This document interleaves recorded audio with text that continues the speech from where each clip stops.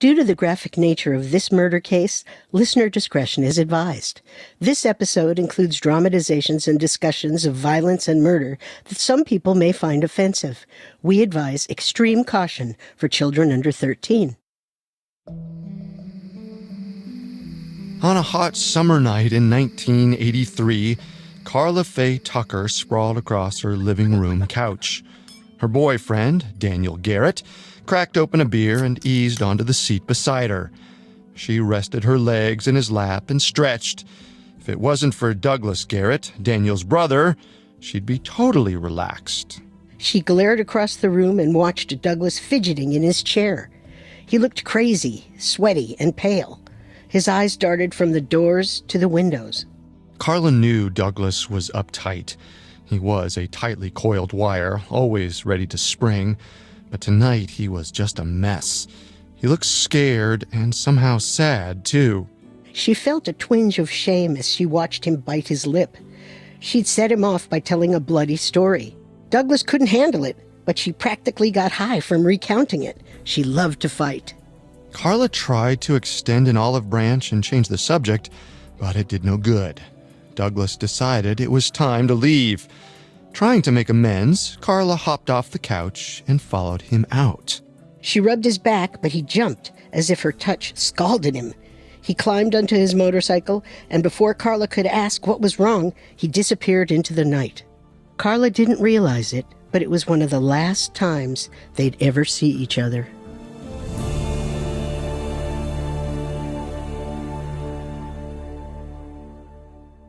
This is our second episode on Jerry Dean and Deborah Thornton. In part 1, we talked about how the two strangers met at a party and spent the night together. The next morning, they were discovered murdered in Jerry Dean's bedroom. In part 2, we'll discuss how the police closed in on the murderers. We'll also talk about how one killer's change of heart sparked a worldwide debate about capital punishment.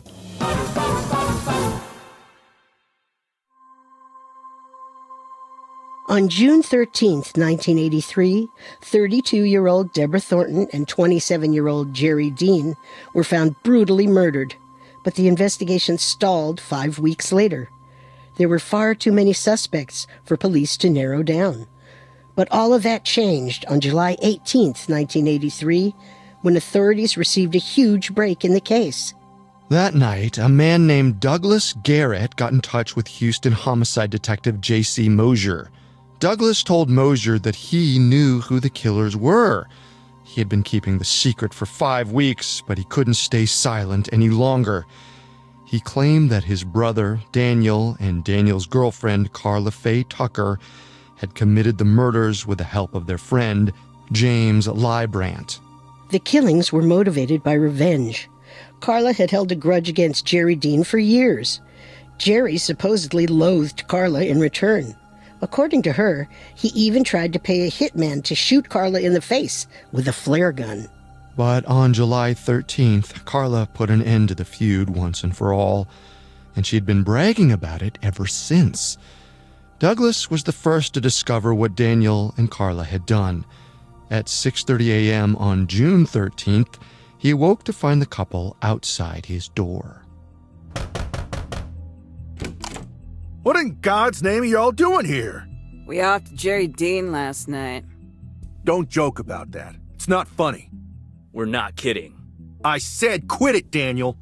You think we're messing around? Check this out. I took his wallet off him. We snatched up that motorcycle he was building, too. Are you out of your minds? Can we store this stuff at your place? Are you crazy? No! As soon as the police find this stuff, they'll know what you did. Come on, Douglas. Don't you wimp out on us. I don't want any part of this.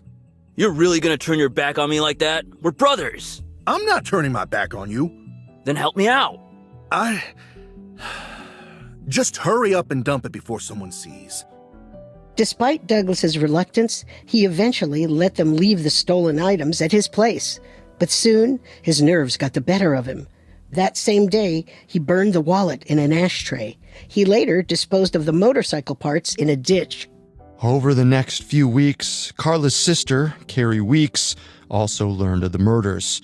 She was so terrified by what Carla had done that she moved out of Carla's house and went to live with Douglas. The two sets of siblings, Douglas and Carrie, Daniel and Carla, had once been a tight-knit circle. Now the murders had shattered their bond. Douglas started having recurring nightmares about being chased by madmen with guns. He tried to talk to his brother about it, but Daniel just shrugged it off. Every night it's the same dream. It's like I'm surrounded. They're all armed. They're all out to get me. I'm hiding, but I know it's only a matter of time. I know they're going to shoot me. You need to relax, Doug. None of this had anything to do with you. It feels real. Every time, every night. Just give it time. I can't believe you two did it. You think we're not suffering too? We're the ones who might get arrested, not you. Look, I'm sorry I told you about this, but just hang in there. It'll pass. Douglas's nerves were completely frayed. To make things worse, Carla and Daniel were talking about killing again. Now that she'd gotten a taste for blood, Carla was mulling over the idea of murdering Carrie's ex-husband, Ronnie. Apparently, Ronnie was one of the people Carla and Daniel bragged to after the murders. They now worried that he knew too much. The fact that Carrie was against killing Ronnie didn't seem to matter to Carla. Killing made her feel powerful, and she wanted to experience the rush once again. Carrie didn't know what to do. Carla had always been her fierce protector. Now she had become something else, something Carrie was afraid of. She shared her concerns with Douglas, who worried that they could be considered accessories to murder if they stayed silent any longer. Ultimately, both Douglas and Carrie agreed they had to tell the police. Douglas chose to speak with Detective Mosier because the officer was a friend and because he knew Daniel personally. He occasionally visited the bar where Daniel worked, where they exchanged friendly chit-chat. Detective Mosier couldn't believe that someone he knew could be responsible for such a brutal crime, but the truth was undeniable. After the phone call, Douglas and Carrie went down to the station to give their statements. They talked to police for 2 hours, telling detectives everything they knew. Douglas also took police to the ditch where he dumped the parts to Jerry Dean's motorcycle. Afterwards, Mosier asked Douglas if he'd be willing to go back and talk to Daniel and Carla while wearing a wire. Douglas agreed. 2 days later, officers helped Douglas prepare to face his brother. Are you nervous? Yeah, a bit. The trick is to stay quiet. You want them to keep running their mouths. Don't go interrupting or chiming in. Let them dig their own graves. What if they figure me out? We'll be close by. If you run into trouble, we'll storm the place before they know what hit them. I can't believe I'm doing this. He's my brother. He's a grown man. He knows right and wrong, just like you. You'll do just fine. On July 20th, 1983, Douglas rode his motorcycle over to Carla and Daniel's place. He walked into their home with a transmitter taped to his chest and a tape recorder stuffed in his boot. A police van was parked a few blocks away. Detective Mosier and a handful of Houston police officers sat inside, listening to everything Douglas's wire picked up. Douglas found Carla and Daniel drinking with several friends. He sat down on the couch, determined to look casual. After a few minutes of small talk, he steered the conversation to the murders. I've been wondering, did y'all go over there intending to kill those people? I don't know. It just happened. Yeah, that's right.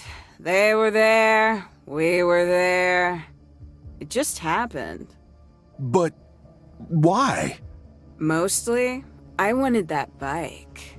Were they asleep when you got there? Yeah, but they woke up fast. What did it feel like, killing them? Like nothing else. Want to know the truth? I got off on it. I got off with every swing. The trio had a long conversation about the killings.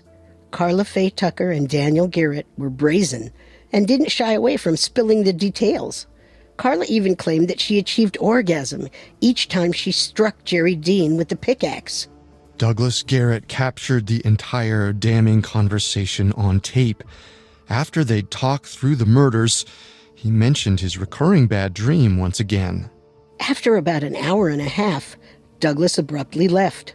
The whole conversation, not to mention the guilt he felt for informing on his brother, overwhelmed him.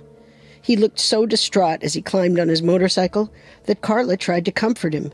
She had no idea that he'd led police straight to her. Douglas took off on his bike, not daring to look back. Once his brother was gone, Daniel Garrett left for his evening shift at the bar. But he'd only driven a few blocks when he found himself surrounded by squad cars. He stepped out of the car with his hands raised. The hell's all this about? Turn around! Hands behind your back! Detective Mosier began reading Daniel his rights. As the detective informed him that he was being arrested for murder, Daniel realized that they knew each other. He asked Mosier, "JC, you think I'd do a thing like that?" Later, Mosier said that it didn't bother him to arrest a friend. It only bothered him that his friend had done the crime. After taking Daniel into custody, police readied their weapons and surrounded the house of Carla Faye Tucker. They found the front door already open. Carla had left it ajar because friends were always streaming in and out of the home. For years, Carla had kept a constant party going. But finally, the party came to an end. What's going on? Police! Stay where you are! Get that gun out of my face! The house erupted into chaos. One of the partygoers jumped out of a back window, but was quickly apprehended by officers surrounding the house. Police also arrested Carla and Daniel's accomplice, James Librant, who just happened to stop by at the same time as the raid. The group was taken to the police station. Under questioning, almost everyone told the police what they knew. They'd all heard Carla and Daniel boasting about the killings. Some had seen Daniel in possession of the motorcycle frame that had once held Jerry Dean's custom-built bike. One friend had helped Daniel sell a shotgun he'd brought with him the night of the murders. Carla and Daniel's friends had a lot of information, and they were quick to share it. The only ones who kept silent were the killers themselves. What can you tell us about the night of June 12th? I can tell you I was loaded, crazy on pills. Honestly, I don't remember a thing. Officers couldn't elicit a confession out of Carla or Daniel, but at that point, it didn't matter. They were both charged with murder. Things didn't look good for Carla Faye Tucker or Daniel Garrett.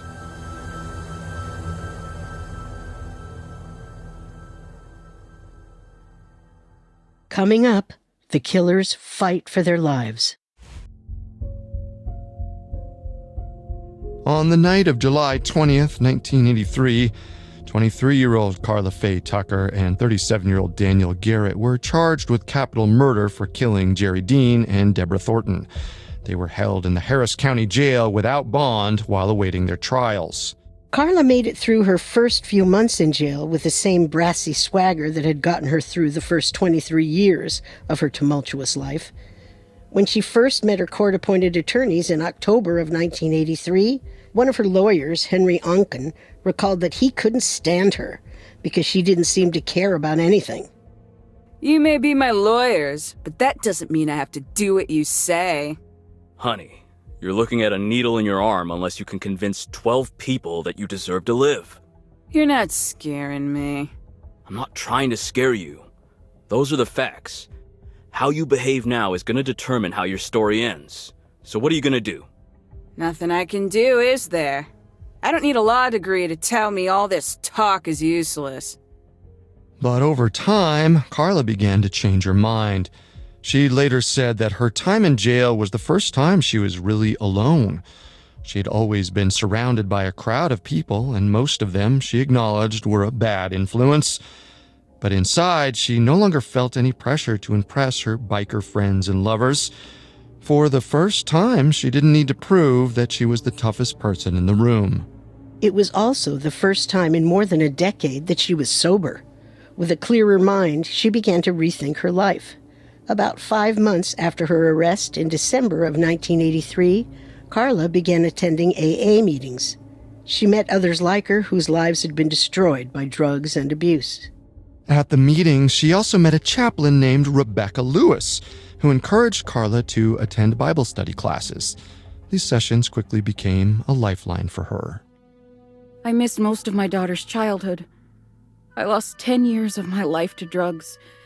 But in the last few weeks, we've been exchanging letters, and she's coming for a visit next month. That's wonderful news. Carla, do you have anything to share? I don't really know what to say. Nobody ever treated me like I was worth anything before now. No one ever listened to me before. I'm thankful. Chaplain Lewis had seen many prisoners turn to religion for insincere reasons, but she didn't believe that there was anything phony about Carla's newfound faith. She told skeptics that Carla was consistent in her attitude and actions. For the first time ever, it appeared that Carla was devoted to improving herself. In her old life, she rarely read. She never finished school past the 8th grade and thought it was a waste of time. But in jail, she enthusiastically read the Bible and any other books she could get her hands on. She even led her own Bible study group and mentored other women in jail. She was transformed. Still, no amount of repentance could erase the deaths of Jerry Dean and Deborah Thornton. Carla Faye Tucker and Daniel Garrett still had to face justice for their crimes. The pair were tried separately, with Carla's trial coming first in April of 1984. Carla pled not guilty, although she didn't actually dispute that she had committed the murders. Since her conversion to Christianity, she vowed to be honest. She was willing to admit everything, but her lawyers hoped to convince the jury that the crime didn't qualify as a capital case and that Carla should be charged with a lesser offense. The defense suggested that Carla was under the influence of so many drugs at the time of the murders that she hardly knew what she was doing. They believed it was more of a sudden explosion of violence rather than a premeditated act. Some of the witnesses for the prosecution seemed to support this idea. Douglas Garrett was one of the individuals called to testify against Carla. Even as he accused her of murder, he suggested that she and Daniel weren't in control of their own actions at the time of the crime. Mr. Garrett, you turned in your own brother, is that right? I did. You felt you had to? Yes, they needed to be stopped, because the devil had taken over their minds and bodies. That much I know. You don't think Daniel and Carla made up their own minds to kill those two people? I can't say if they knew right from wrong. I do know that the devil played his part in it. The jury didn't know what to make of Douglas's strange testimony. For Carla, it was heartbreaking to hear, but she understood. She later said he did what he thought was right. It was harder to listen to her sister, Carrie Weeks, turn against her. She sobbed when Carrie pointed to her while on the stand and identified her as the murderer. The defense rested without calling a single witness to defend Carla. When her lawyer gave his closing arguments, he even told the jury outright that Carla was guilty. He knew the evidence was stacked against her, but he felt that if he didn't tell the truth, he'd lose all credibility.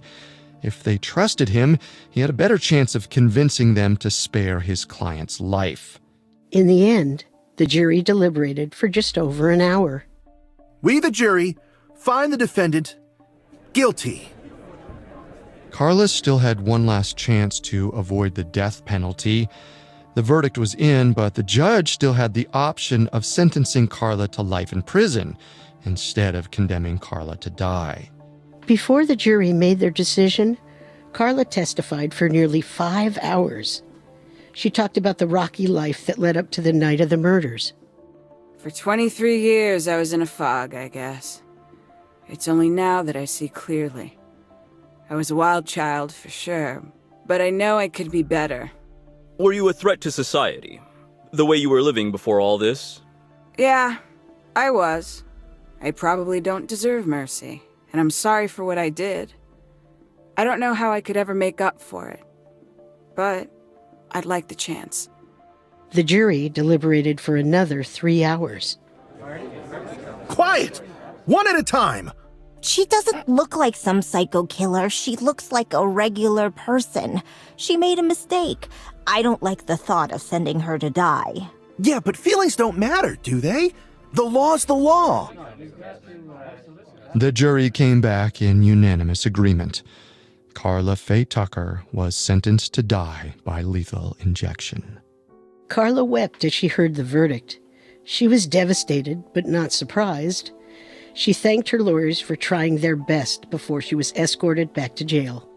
With the verdict, Carla Faye Tucker became the only woman on Texas's death row, joining 180 male inmates.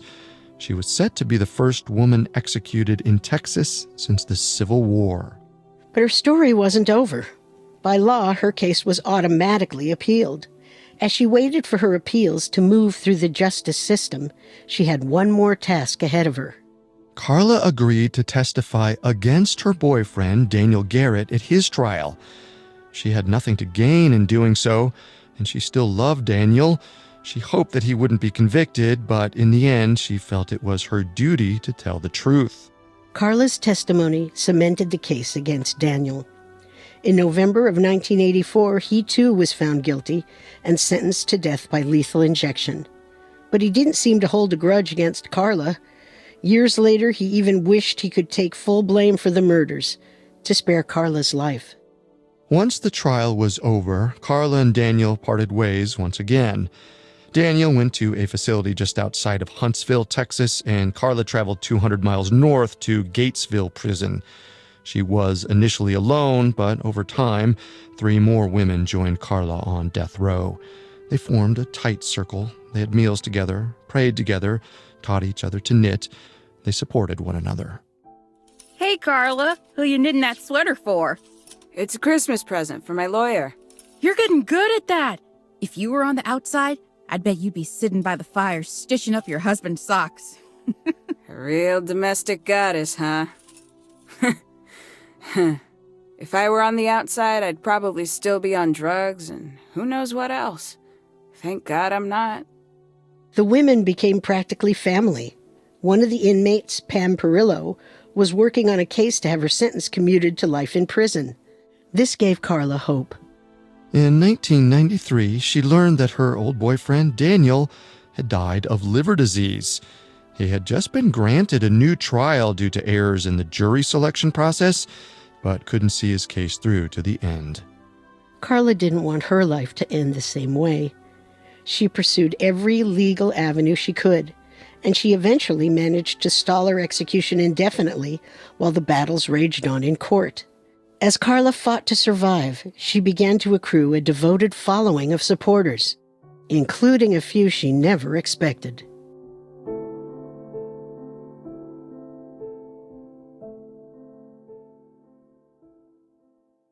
Coming up, Carla gets face-to-face with the people whose lives she destroyed.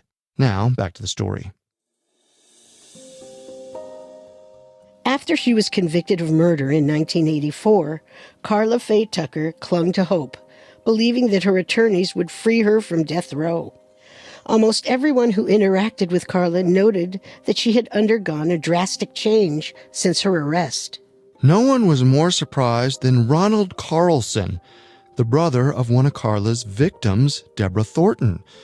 In the early 1990s, Carlson arrived at Gatesville Prison to visit Carla. Like her, Carlson had become a born-again Christian. He hadn't come to confront Carla, he'd come to forgive her. He explained that he didn't believe in the death penalty and that he hoped she'd be spared. He wasn't the only one. Jerry Dean's sister, Peggy Kurtz, was also moved by the difference she saw in Carla. Their support wasn't just symbolic. They became public advocates for her. Peggy made positive statements about Carla in an episode of 60 Minutes. Ronald made several talk show appearances trying to build a case to save Carla's life. As years went on, appeal after appeal was rejected. But Carla found new hope in the growing number of people who campaigned for mercy. In a surprising turn to some, conservative televangelist Pat Robertson spoke out in support of her. Even a representative for the Vatican weighed in, asking for clemency. Carla became a darling of many anti-death penalty advocates, but as her notoriety increased, she gained just as many detractors. Deborah Thornton's husband, Richard, was among them. Every time supporters spoke out on Carla's behalf, he loudly reminded the world what she had taken away from him. He called her a heinous person and a monster. For those who had heard Carla's story, the details of the murders were impossible to forget, no matter how much she had changed. As one Houston Chronicle reporter wrote, "No one could ever remove that pickaxe from the poster child image." Carla herself was honest about her past. In 1998, she wrote a letter to George W. Bush, then governor of Texas, requesting that her death sentence be reduced to life in prison. In the letter, she didn't shy away from the brutal realities of what she had done. She wrote, "The fact is, we went into the apartment, we brutally murdered 2 precious people, and we left out of there and even bragged about what we did for over a month after." In a last-ditch effort to save her own life, Carla recounted her story one last time. She wrote about how, in the early morning hours of July 13th, 1983, she chatted with her boyfriend Daniel Garrett and their friend James Librant while amped up on drugs. I know you hate him. He's no friend of mine, that's for damn sure. So why don't we teach him a lesson? What are you thinking? We go rob the place. I stole his keys, we can slip right in. If we go while he's at work. No, why wait? I say we go now. What if he's home? If he's home, then he better start praying. Around 3 a.m., James Librant drove the group to Jerry's apartment. James waited in the truck, while Carla and Daniel went around to the back entrance of the complex. They slipped inside while Jerry and Deborah slept in the bedroom. Daniel was armed with a shotgun, but as he looked around Jerry Dean's place, he noticed several other weapons. The living room was littered with tools Jerry used for his work installing cable and home security systems. Perhaps Daniel realized that a shotgun blast might wake the neighbors, so instead he grabbed a hammer. As the duo rustled around his home, Jerry Dean woke up. What's going on? Shut up. Carla? Carla burst into the bedroom and sat down on Jerry's lap. He squirmed away from her. When he noticed they were armed, he pleaded with her for his life. Move and you're dead. Carla, whatever this is about, we can work it out. It's too late. Don't think I don't know what you've been doing, taking out a hit on me, threatening Sean. You've got it wrong, Carla. Please. Jerry grabbed Carla's arms. They wrestled around on the floor for a few moments before Daniel intervened. He shoved Jerry away from Carla, then he raised the hammer and struck Jerry in the back of the head. Jerry fell to the floor and went still. Wordlessly, Daniel exited into the living room, perhaps to get the motorcycle they came for. Carla was left alone with Jerry's unconscious body.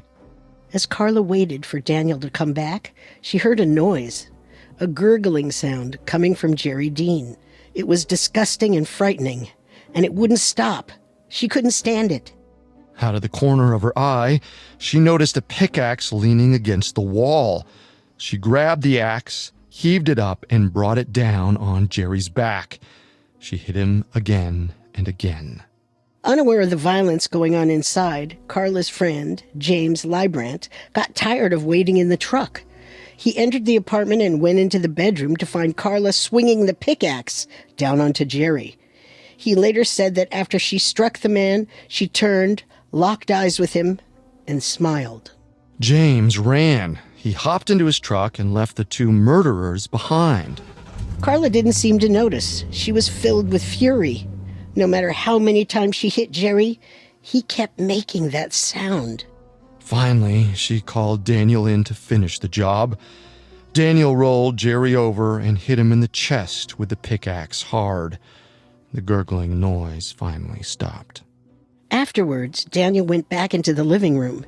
He grabbed Jerry Dean's motorcycle and loaded it into the dead man's truck. While he was gone and with the bedroom finally quiet, Carla noticed a quivering under the blankets. For the first time since entering the apartment, she realized that Jerry Dean wasn't alone. She peeled back the covers to find Deborah Thornton lying on the mattress, shaking with fear. Surprised, Carla grabbed the pickaxe once more and slammed it into Deborah's shoulder. Deborah fought back fiercely. She attacked Carla with the axe, still lodged in her body. Daniel once more came to Carla's rescue. He returned to the bedroom and separated the women. Carla and Daniel had a quick moment of discussion. What should we do? She hurt too much, babe. We only got one choice. God, it hurts. If you're going to kill me, just please hurry up. In response, Daniel kicked her in the head and knocked her onto the mattress. He wrenched the pickaxe from her shoulder and brought it down again. It was a fatal blow. As soon as she was dead, Carla and Daniel left. It was near dawn as they sped away in Jerry Dean's stolen truck. The long night of violence was over. Nothing Carla did in the aftermath could erase the lives lost. She was convicted in the state of Texas, where more than 60% of residents supported capital punishment. So did their governor, George W. Bush. Carla knew all along that escaping the death penalty would be an uphill battle. Ultimately, it was a battle she lost. In early 1998, Carla ran out of appeals, stays, and clemency requests. On February 3rd, nearly 15 years after the murders, 38-year-old Carla Faye Tucker was executed by lethal injection. She was buried in Forest Park Lawndale Cemetery in southeast Houston. The funeral attendants included Deborah Thornton's brother, Ronald Carlson, and J.C. Mosier, the detective who helped solve the murder investigation and bring the killers to justice. Carla was laid to rest surrounded by some of the people with the most cause to hate her. Instead, they grieved the loss of another human life. Carla and Daniel paid the ultimate price for their brutal crimes. The deaths of Jerry Dean and Deborah Thornton were tragic and senseless. But if nothing else, the life and death of Carla Faye Tucker served as a reminder of humanity's extraordinary capacity for forgiveness.